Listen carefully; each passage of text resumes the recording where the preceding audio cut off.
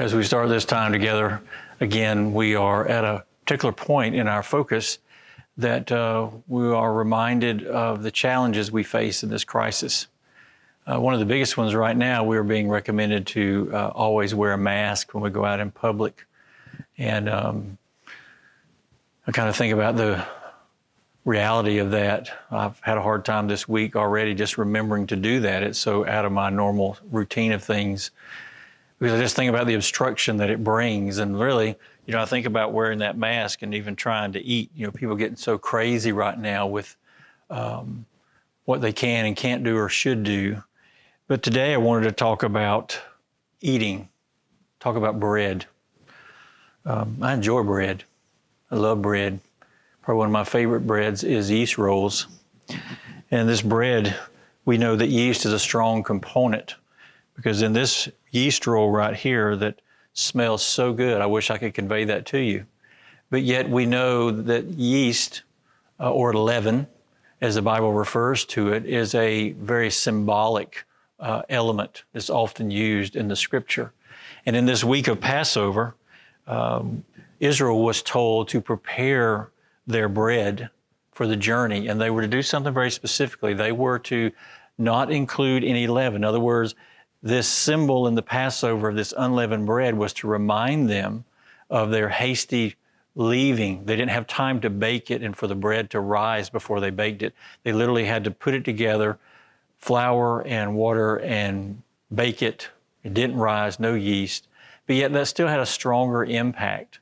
And the fact that yeast itself, just a little bit, can make the whole lump of dough grow, to swell up like these nice yeast rolls right here.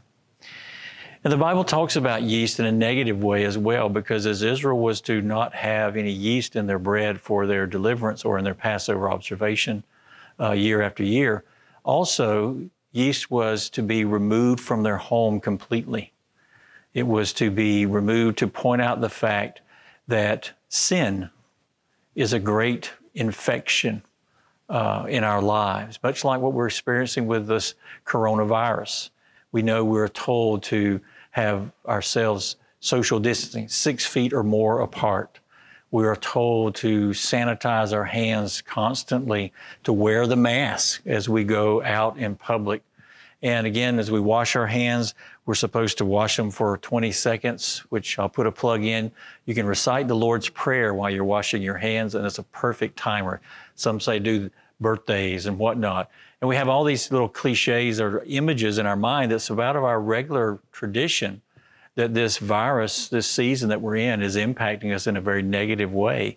We see pictures of people having birthdays through Facebook or, doing crazy things. I saw on the news last week, a few days ago, people actually were taking, what do they refer to it? A Christmas theme for the quarantine, a Quarantmas or something of that nature. But anyway, people are just trying to make do in this season because this virus has impacted us so hard. But the Bible wants us to know that sin can be just as infectious, just as deadly, and just as upsetting our entire life.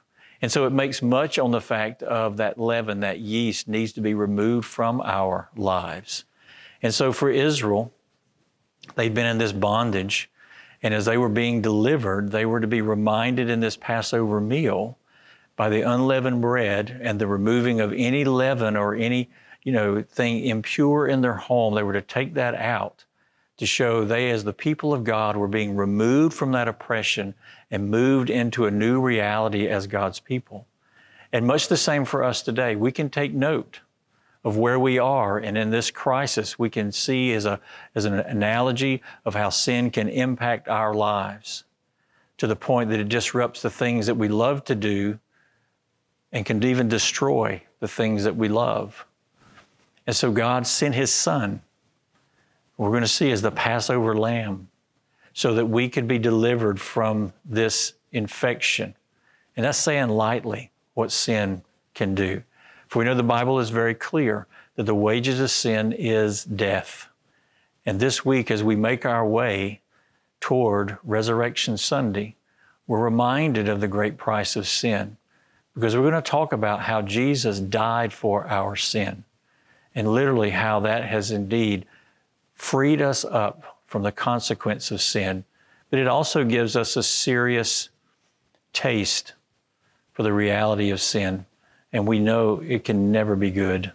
And so we, like the Israelites, we want to remove any sin from our lives so that we can, yes, honor God by obeying His word, but also know the destruction that sin can bring into our lives. So again, yeast or leaven can be good in the right context. But the Bible uses it because it just takes a little bit of it to show how influential it can be. It can take flat dough and rise it up. Sin can touch your life and not rise it up, but literally destroy it, ruin it, make it foul. And ultimately, it reminds us of Jesus' death. So continue joining us this week as we make our journey toward Resurrection Sunday. And I hope you have a blessed evening.